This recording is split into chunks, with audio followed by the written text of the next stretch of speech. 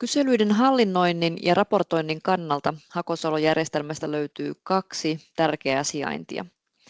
Ensimmäinen sijainti, eli kyselyiden luonti- ja ylläpitonäkymä, jossa tällä hetkellä ollaan, löytyy ohjauspaneelin kautta ja sieltä linkistä kyselyt.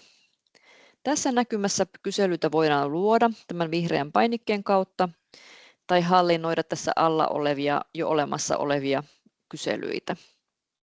Kun kysely luodaan, täydennetään perus- ja kielitiedot ja sen jälkeen siirrytään kyselyeditoriin luomaan varsinainen kysely ja lopuksi vielä viestiasetuksiin täydentämään ja valmistelemaan viestin lähetystä tai kyselyn lähetystä.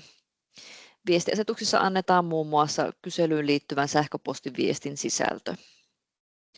Jos näissä kolmessa sijainnissa on jotain täydennettävää, kyselyä ei voi julkaista. Tällaisissa tilanteissa siellä linkin lopussa näkyy tällainen punainen pieni hälytysmerkki. Eli se tarkoittaa sitä, että juuri siinä sijainnissa on vielä jotain täydennettävää ennen julkaisua. Itse julkaisu tehdään sitten toiminnot painikkeen kautta ja täällä rivin lopussa nähdään, mikä kyselyistä on julkaistu ja mikä vielä odottaa täydennystä tai julkaisua.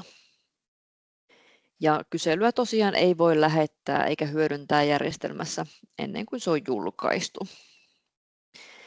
Toinen tärkeä näkymä kyselyiden kannalta on täällä päävalikossa kohdassa kyselyt.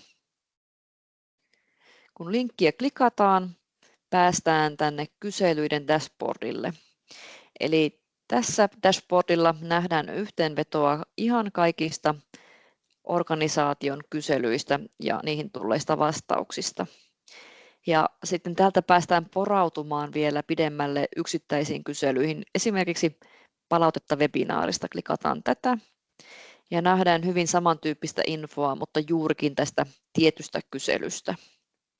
Tämä ei kuitenkaan vielä ole itse raportointi, vaan tällainen yhteenvetonäkymä ja raportointi löytyy klikkaamalla e-majakka-kuvaketta tai boksia.